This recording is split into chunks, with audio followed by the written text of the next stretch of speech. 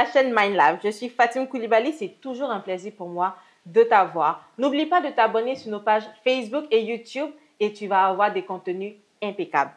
Aujourd'hui, mettons-nous en position de combat.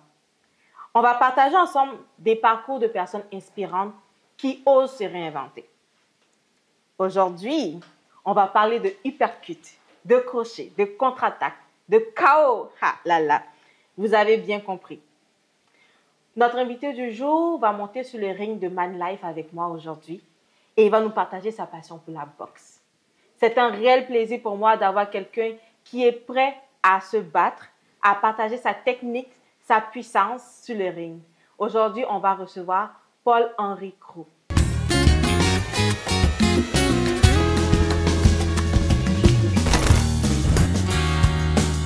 Bonjour Paul-Henri Crou, comment tu vas? Bonjour, ça va super bien et toi? C'est vraiment un plaisir pour moi de te rencontrer aujourd'hui sur Mind Life. Est-ce que tu peux un peu nous parler de toi? Qui est Paul-Henri Crou? Ok, mais on va dire que c'est déjà un plaisir d'arriver ici. On va dire que je suis content de vous rencontrer. On en a longtemps parlé. Écoutez, moi je suis tout simplement Paul-Henri Crou, quelqu'un qui a une passion. C'est en fait de se battre. Ok, ta passion c'est de se battre. La vraie passion c'est de se battre, mais pas que de me battre contre des gens en fait. C'est vraiment tous les combats dans la vie, de tous les jours, pouvoir me battre. C'est un peu un credo. C'est-à-dire se battre dans la vie en fait. Comme on le fait tous, comme tout le monde le fait. Donc je suis quelqu'un qui aime me battre. Quel est ton plus grand combat que tu as déjà, comme tu dis, se battre? C'est pas vraiment se battre dans la boxe, mais c'est quoi ton plus grand combat dans la vie? Je dirais mon premier grand combat, ça a été la grosse perte de poids quand même. La grosse perte de poids. Donc pendant mes années d'études, j'ai pris beaucoup de kilos. J'ai pris beaucoup de kilos. J'étais monté à 130, presque 135 kilos. Qu'est-ce qui est arrivé? Comment c'est arrivé? C'était l'amour de la nourriture. C'était l'amour de la nourriture. Et pourtant, je faisais du sport. Mais on va dire que j'ai mal fait mes calculs au niveau de tout ce qui est compléments alimentaires. Et j'ai dépassé les doses. Et au lieu d'être très musclé, je suis devenu, on va dire les termes, gros. C'était pour avoir des muscles que tu avais commencé ça? C'est ça. Ou c'était plus pour plaire aux filles? Non, c'était vraiment plus pour avoir des muscles. En fait, en tant qu'étudiant, les week-ends, quand on n'a pas de devoir, on n'a rien à faire. Donc, je passais mes journées à la salle de sport et puis, parce que je m'ennuyais. Donc, je m'ennuie, je vais à la salle de sport. Et puis, au fur et à mesure, à force de prendre des protéines à chaque fois, manger, donc je mangeais beaucoup et je prenais beaucoup de protéines et je faisais beaucoup de sport. Et puis, à un moment est arrivé où j'ai arrêté de faire le sport. Ok. Pourquoi pourquoi? Ouais, le pourquoi, il faudrait que ça me revienne, mais je pense peut-être que c'était plus... je crois que j'avais plus accès à la salle ou la salle avait fermé sûrement. Est-ce que c'était dans la période de Covid? Non, c'était vraiment 2017-2018, on va dire. Et puis je commençais à m'intéresser à d'autres choses, fait que j'avais plus, on va dire, cet intérêt-là pour la salle. Je pense que j'avais commencé à avoir beaucoup d'amis, des fréquentations qui faisaient que le week-end, c'était plutôt aller manger qu'à la salle. Donc j'ai plus mangé, j'aime manger, donc ça n'a pas changé. Mais c'est juste qu'aujourd'hui, je fais beaucoup plus attention. Donc je suis parti de 130, 135 à aujourd'hui 100. J'ai perdu à peu près 35 kilos. Mais tantôt, tu me disais que tu as beaucoup de casquettes. Parle-moi un peu de ton parcours. Oui. Alors, pour le parcours, je vais commencer à la genèse. Ok, ben, nous on est là pour t'écouter. La genèse, alors, je suis né et grandi en Côte d'Ivoire, donc je suis un pur produit du poulailler, comme on dit. Ok. Et j'ai grandi à Yopougon, en Côte d'Ivoire, à Abidjan précisément. Donc, j'ai toujours été comme dans un cocon familial avec la famille. J'étais vraiment l'enfant surveillé. Ça veut dire que papa a dit il faut faire du sport. Donc, c'est rentré dans les mœurs. Et puis, ça a été karaté, ça a été football, basketball, natation, tennis. Vraiment plein de sports. Donc, à mes 18 ans, j'ai eu mon bac. Et puis, avec mon père, on s'est dit que c'était peut-être mieux d'aller faire les études à l'extérieur. Donc, je suis allé en France pour des études en finance. Et c'est comme ça que j'ai fait 9 ans en France. Donc, entre les études et le travail, j'ai accumulé ces 9 ans. Donc, pendant ces 9 ans, j'ai eu à... Il y avait une blague qui repassait souvent. Vous, vos parents vous envoient en France pour aller faire les études, vous devenez DJ. Ah ouais, donc tu es devenu DJ. Comment ça tu peux passer de la finance à DJ? C'est ça. C'est quoi le déclic? C'était plus une passion. Ça veut dire que je continuais quand même mes études, je restais dans mon domaine, mais ma passion pour la musique, ça m'a toujours guidé vers ça. Donc je me suis dit, pourquoi pas essayer de nouvelles choses, essayer le DJing. Donc j'ai commencé dans une web radio avec mon école. Et puis de là, on est parti à rencontrer d'autres DJ. Et puis j'ai rencontré des DJ qui m'ont dit, si tu veux devenir DJ, tu peux faire ça, ça, ça. Je suis devenu DJ en 2000, pas 2020, peut-être 2014 que j'ai commencé. Et puis depuis là, c'est parti comme ça. J'ai fait des essais dans des boîtes de nuit, puis au final, dans des clubs. J'ai fait vraiment tout en France. Donc tu es un DJ célèbre, on peut dire ça? En France. Mais pas célèbre. On va dire que j'ai mon petit monde que je connais dans le monde de la musique, de la nuit toulousaine, précisément dans le sud, parce que c'est à Toulouse. Et puis, quand je suis arrivé au Canada, Pourquoi tu es venu au Canada? Pourquoi quitter le DJing? Déjà, tu as quitté la finance, ensuite, tu as fait le DJing, maintenant, tu viens au Canada. Quel a été le déclic? En fait, je ne voulais même pas venir. Bon. Pour les Canadiens, on s'excuse, mais bon, ok. Non, je ne voulais pas venir, pas parce que je n'aime pas le Canada, c'est parce que la procédure a mis beaucoup de temps et que j'étais sur le point d'abandonner quand ils m'ont dit « c'est bon, tu peux venir ». Ça veut dire qu'en 2019, j'ai entamé les procédures. Covid, ça a ralenti. Donc de 2019 à 2020, 2021, c'est qu'en 2022 que j'ai pu mettre les pieds au Canada. Ok. Donc ça m'a pris à peu près 3-4 ans, parce que c'était quand même début 2019, donc 3-4 ans pour pouvoir arriver au Canada en fait. Donc sur cette période-là, en fait, j'avais plus espoir. Je me disais, de toute façon, je pense que ça sera plus possible parce que je commence à m'installer en France. La conjoncture en France était quand même difficile.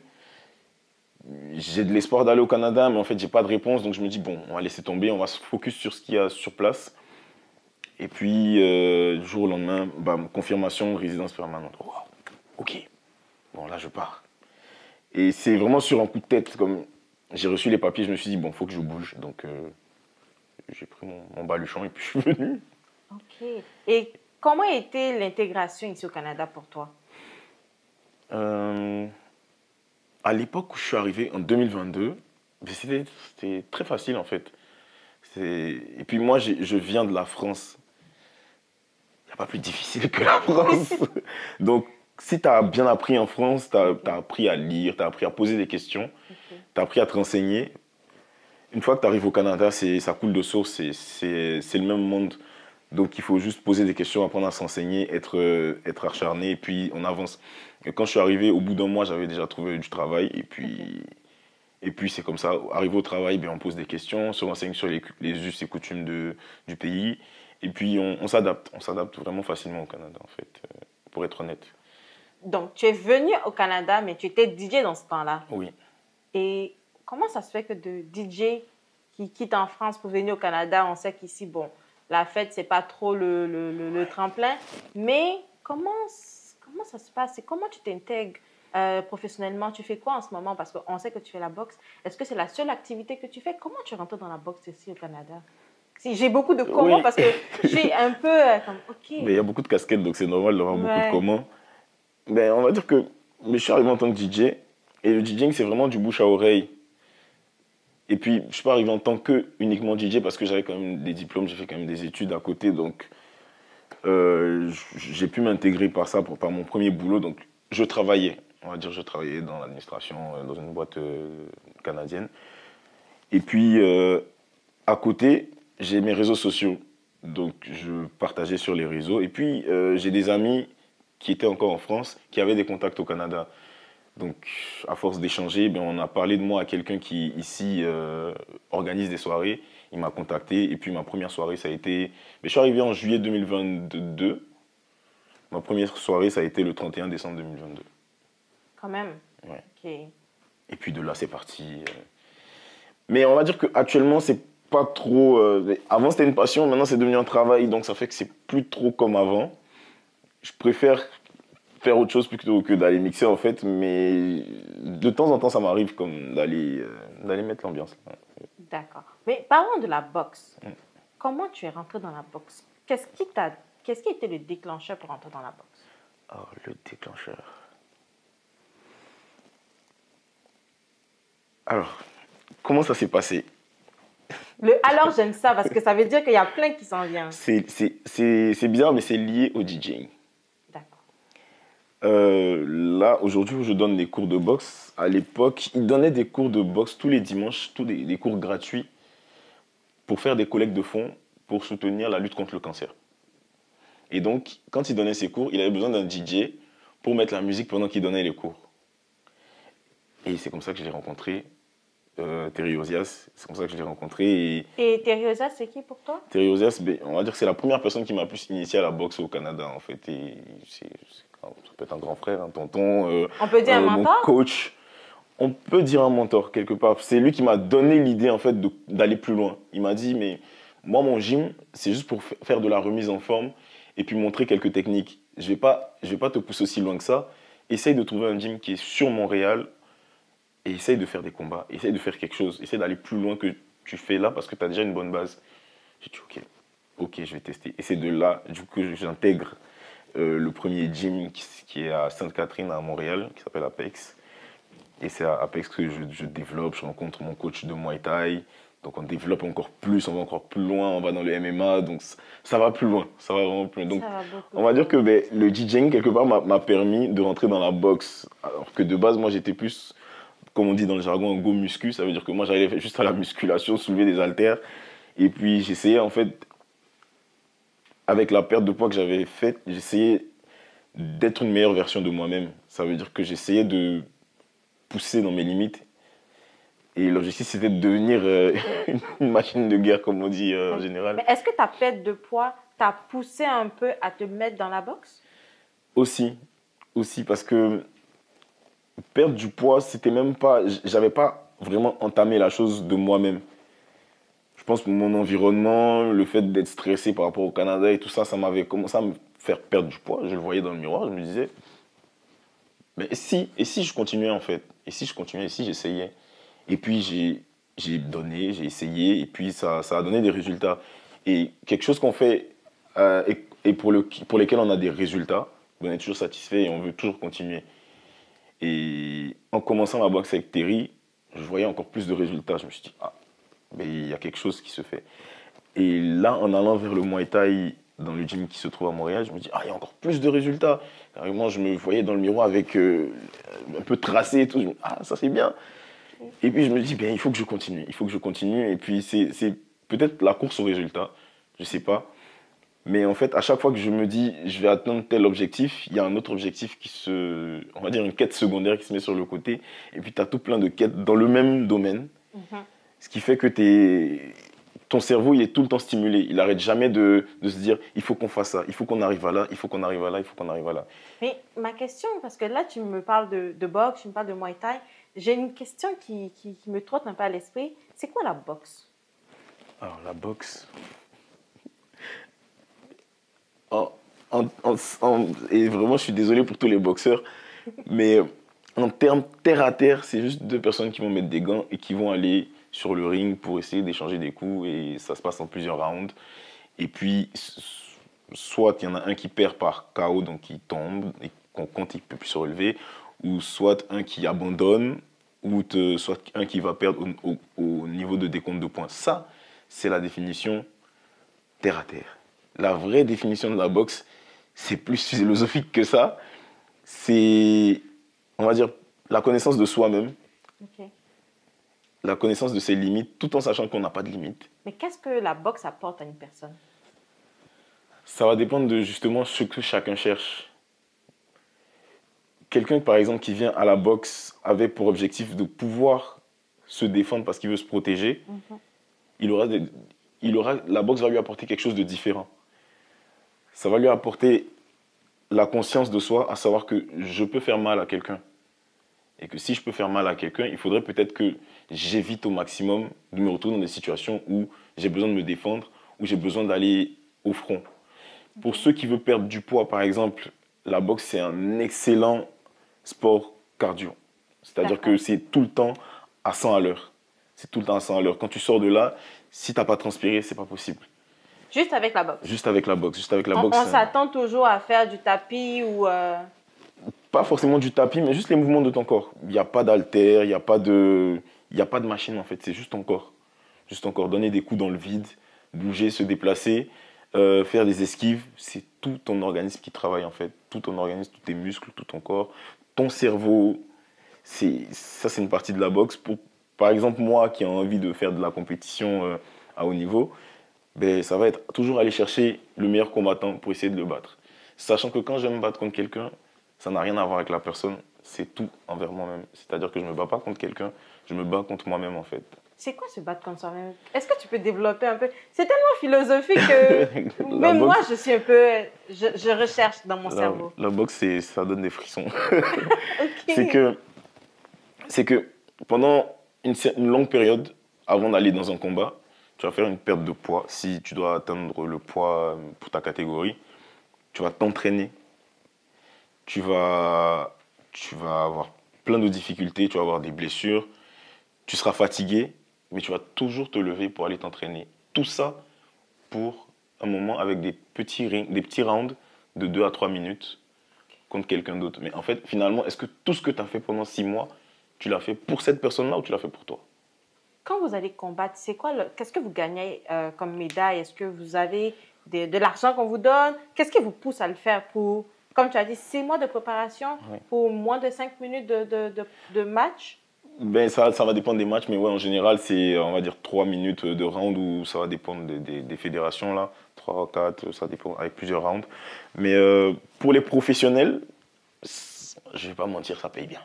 Okay. Ça paye bien pour les professionnels. Pour les amateurs, ben, il y a des fédérations qui payent et d'autres qui ne payent pas. Okay. Et puis, tu as les exhibitions. Ça, c'est vraiment des combats où on va pour le plaisir de tout le monde. Fait que ça, c'est pas rémunéré non plus. Mais si tu vas dans la boxe pour l'argent, tu vas jamais. Okay. Si tu te dis que c'est l'argent ma motivation, tu vas jamais arriver là où tu veux. Okay. En fait, il faut se dire que je veux être le meilleur. C'est être le meilleur, je pense, être meilleur que le champion actuel qui fait que les gens sont plus motivés. Je dirais que les ceintures, les médailles et tout ça, c'est vraiment des choses qui motivent les gens en fait à s'entraîner tout le temps, à se dire moi je vais être le meilleur pour ceux qui sont dans la compétition. Encore une fois, j'aimerais bien qu'on fasse la différence parce qu'il y a dans la boxe, il y a des gens qui vont venir pour la forme, il y a d'autres qui vont venir pour la compétition, il y en a d'autres qui vont venir pour se challenger eux-mêmes. Il y a tellement d'aspects en fait que à chaque fois que tu rentres dans ce domaine-là, tu viens pour quelque chose et puis tu peux tomber sur autre chose. Sur autre chose. C'est ça. Mais comment reconnaît-on un bon boxeur? Je dirais le premier critère, il est humble. Un boxeur doit être humble. Ouais, il faut être humble. Il faut être humble quand c'est dans ton entourage et quand tu es dans la salle. Ça, c'est entre nous. C'est comme ça que je vois tous les bons boxeurs. Je prendrai toujours exemple sur celui que je connais, Terry, qui est quelqu'un qui a un très bon niveau, qui est très très fort, mais il est très très humble aussi. C'est-à-dire que quand on fait des petits sparring ou des combats ensemble, il fait attention de vérifier si tout va bien pour toi. Ah, je t'ai fait mal. Ah, je t'ai pas fait mal. On se tape là. Mais tu me demandes si tu m'as fait mal. C'est beaucoup d'humilité derrière tout ça. Ça, c'est la réalité des choses. Dans ce qui est faux, tu as des gens arrogants qui vont s'insulter devant les caméras, mais ça reste c'est le business en fait. Si les gens s'insultent devant les caméras, c'est pour le business. Et même encore le dernier combat que Terry a fait contre Jean-Patrick, c'était resté dans la politesse. Ça veut dire qu'on n'a pas forcément besoin de rentrer dans les chicanes pour que ça soit beau ou qu'il y ait du monde qui soit intéressé. Fait que c'est ça, l'humilité. Moi, je pense que le premier bon critère, c'est l'humilité. Avec l'humilité, tu apprends tout. C'est assez paradoxal parce que quand on parle de boxe, on entend des combats, on pense à la violence. Et toi, tu me parles d'humilité, tu me parles de résilience, tu me parles de prise comme... Comment est-ce qu'on se prépare pour un bon combat? Parce que si quelqu'un doit être humble et il doit en même temps battre son adversaire, mais comment il va être en mesure de le battre s'il doit être humble, c'est beaucoup de réflexion, c'est beaucoup d'introspection. Mhm. Comment on se prépare pour un combat? Mais, en tout cas, tout ce que moi je dis là, c'est vraiment par rapport à moi-même parce que c'est ce parcours-là qui m'a appris beaucoup de choses. Je parle d'humilité en premier parce que quelqu'un qui se prépare pour un combat, il aura besoin d'une équipe pour l'entraîner, pour l'aider, pour l'accompagner dans sa préparation.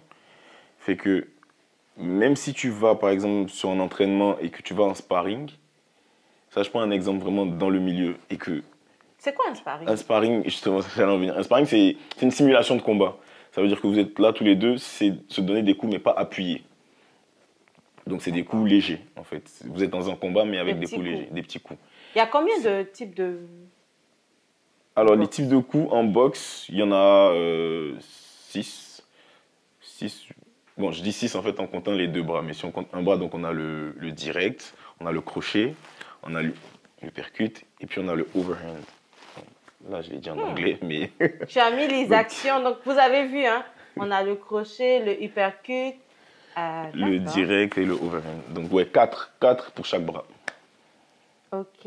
Mais on parlait de comment tu te prépares pour... Alors comment se préparer? Donc je lis en même temps l'humilité. Ça veut dire que je suis humble parce que je vais écouter tout ce qu'on va me dire. Que j'apprenne du plus fort ou du moins fort dans le club, je vais juste écouter ce qu'on me dit parce que tout pourra me servir pendant mon combat.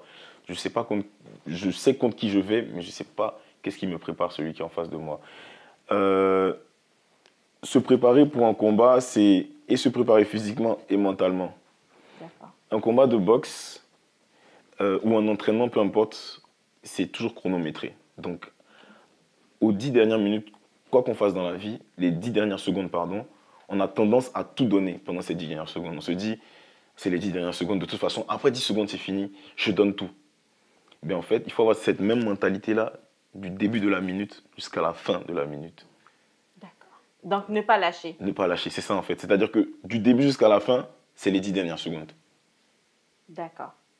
Toi, comment tu arrives à battre tes adversaires en combat? C'est quoi ta méthode? Je tape fort. Tu tapes fort? Je tape très fort. Dans les coulisses, il y a quelqu'un qui me disait que tu es tellement compatissant, tu n'aimes pas taper. Mais comment quelqu'un peut ne pas aimer taper et taper fort et vouloir gagner des combats et être dans la boxe? En fait, comme je disais encore tout à l'heure, en sparring par exemple, il y a des mouvements que tu fais où c'est des réflexes et ça part tout seul. Ça m'est arrivé des fois de taper des gens et de me dire « Ah, j'ai un peu tapé fort ». Et c'est une peur que j'ai en moi de justement faire mal aux gens, malheureusement, mais comme je disais aussi auparavant, et tu vois que je suis assez cohérent dans mes dires, c'est que le combat, ça reste un combat envers toi-même. Tu te bats contre toi-même. La personne en face de toi n'a rien à voir avec tout ce qui se passe. Parce que lui aussi, il va se battre contre lui-même. Donc en fait, vous êtes juste là pour peser ce que vous avez appris. Donc au final, que vous preniez des coups ou pas, vous venez pour apprendre l'un de l'autre et vous venez pour exposer ce que vous avez déjà appris. Donc vous n'êtes pas juste venu vous faire mal en fait. Et tu me demandais en plus comment je fais pour gagner les combats. Mais comme j'ai dit, c'est taper tu donnes fort, des coups. taper fort. J'expliquais tout à l'heure qu'il y a plusieurs types de boxeurs. Mais ça, c'est plus mon coach philosophique de Muay Thai qui m'a appris ces 4 éléments. Il m'a dit il y a 4 éléments sur la terre: feu, eau, terre et vent. Feu, eau, terre et vent. Et vent. Qu'est-ce que ça veut dire? Alors, c'est juste des caractéristiques de personnes, en fait, de personnalité sur un ring. Feu, pour celui qui va beaucoup bouger, pour celui qui va vraiment donner des coups rapides, c'est quelqu'un qui est à fond sur toi, c'est-à-dire qu'il ne te laisse pas le temps il te laisse pas de répit. C'est comme le feu, il brûle. D'accord. Tu as le vent, c'est celui qui arrive à esquiver, qui est vraiment à l'aise dans l'environnement, qui est comme dans une piscine en fait. Même si c'est pas de l'eau, mais qui est vraiment à l'aise dans son environnement et qui pourra esquiver et redonner tout de suite derrière. Tu as l'eau qui arrive à retourner tes attaques contre toi, l'eau qui est aussi à l'aise, qui arrive à, on va dire, encaisser des coups. Et puis tu as le roc, la pierre ou la terre, qui est quelqu'un qui est posé, qui sait qu'il est lourd, qui sait qu'il peut encaisser des coups, mais qui sait que quand il donne un coup, c'est un coup puissant. C'est ma caractéristique en fait. Moi, c'est plus terre ou roc. Donc, je ne bouge pas beaucoup, je suis calme, parce que je sais que je suis lourd et que si je bouge trop, je vais m'essouffler. Donc, je reste là, j'encaisse 2-3 coups. L'objectif, c'est de mettre un coup précis qui va te donner envie d'abandonner. D'accord. En temps vraiment vers la fin, j'ai tellement appris que j'essaie d'emmagasiner les informations et je sais que toi aussi. Donc, je vais te poser une question. Oui. Quelqu'un qui veut rentrer dans la boxe, c'est quoi les restrictions? Est-ce qu'il y a des restrictions alimentaires, il y a des conditions médicales à avoir? C'est quoi? Comment rentrer dans la boxe? Mais moi, je dirais, c'est de ne pas avoir de... La première chose à mettre en place, c'est faut que ça aille dans la tête. Faut pas avoir de problèmes psychologiques comme j'ai trop de colère, j'ai trop de haine, je vais venir me défouler à la boxe, ça sert à rien. C'est pas un sport pour se défouler, justement. C'est un sport pour apprendre à se maîtriser. C'est un sport pour apprendre à se guider soi-même. Et puis, les Japonais disent, les ninjas japonais à l'époque disaient c'est un nindo. C'est un chemin que tu choisis pour quelque chose de positif. Tu viens pas pour faire du négatif avec la boxe. D'accord. La boxe, on apprend à qui veut l'apprendre, mais on n'apprend pas pour faire du mal. Peut-on apprendre la boxe pour pouvoir se défendre? Se défendre, par exemple, oui. Mais en apprenant la boxe, tu vas comprendre que tu n'auras même pas besoin de te mettre dans une situation où tu vas avoir besoin de te défendre. Ça veut dire que dès que les choses ont commencé à s'envenimer, tu vas comprendre qu'il faut arrêter de suite. Et moi, c'est ce que je fais. Si jamais il y a un problème et que ça commence à s'envenimer, excusez-moi, je suis désolé. Vraiment, vous avez raison, j'ai tort. Et puis, donc, tu demandes pardon? Oui, je demande carrément pardon. Un boxeur que lorsqu'on le provoque, il demande pardon. Je demande carrément pardon. Si je peux fuir, je fuis. C'est tout un paradoxe. Et je pense que le monde de la boxe, c'est tout un paradoxe qui va plus sur le mental. Le côté psychologique que physique. Oui. Et quelles sont tes perspectives pour les prochaines années? Plus de combats. Plus de bagarres. Plus de bagarres. Plus de bagarres. Et plus de combats. Mais les perspectives pour les prochaines années, bon, là, en vrai, j'ai beaucoup mis plus l'accent sur le Muay Thai. Donc, on va dire, actuellement, je donne des cours de boxe. Box Hit, c'est pour des gens qui ont passé une longue journée et qui ont envie de sentir leur corps, de sentir leurs muscles. Donc, c'est des cours de box Hit que je donne avec Terry. Mais sinon, je suis plus axé dans les entraînements Muay Thai. Donc, on va dire Muay Thai. C'est quoi le Muay Thai? Alors, le Muay Thai, c'est un art thaïlandais. C'est une dérivée du Muay Boran et c'est une dérivée du Let Way. C'est l'art des 8 membres. Donc, l'art des 8 membres, c'était un art en fait, qu'ils utilisaient en Thaïlande pour se défendre pendant la guerre, en fait. Je pense que toi, tu vas devoir revenir. Hein, parce que là, on est déjà rendu à la fin et tu m'envoies dans un autre sujet, mais on va y revenir. Ben, pour ton mot de fin, moi, je suis émerveillée d'en apprendre davantage sur ta personne, sur la boxe, mais j'ai appris que la boxe, aujourd'hui, c'est pas juste se battre. C'est vraiment mental, c'est vraiment psychologique, c'est vraiment bon pour... On parle de santé mentale, ça aide vraiment. Qu'est-ce que tu dirais à quelqu'un qui... Peut-être il traverse des moments difficiles. Est-ce que la boxe pourrait l'aider? Comment la boxe pourrait l'aider? Comment tu pourrais inviter quelqu'un à venir dans la boxe? Je vais parler un peu longtemps, là, mais je vais quand même donner un mot de fin à la fin. Donc, pour un peu tergiverser, en général, comment j'invite les gens à venir, c'est vraiment par rapport aux réseaux sociaux. Je passe par les réseaux sociaux, je montre un peu ce que je fais, je tape dans le sac. Et puis les gens, ils aiment bien. Ils disent, ah, c'est beau ce que tu fais, comment est-ce qu'on pourrait venir? Et puis je leur donne le lien, je leur dis, voilà, vous pouvez venir, il y a des essais gratuits.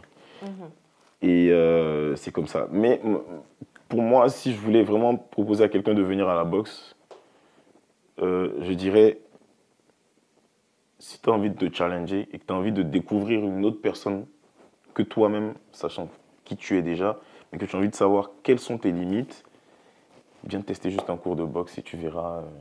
C'est-à-dire que moi, au départ, quand j'ai commencé la boxe, je me disais, je suis fort, je suis musclé, je peux taper tout le monde. Dans ma tête, j'étais Francis Ngannou. Oh, wow. Je faisais 105 kilos et mon coach, il faisait 84 kilos.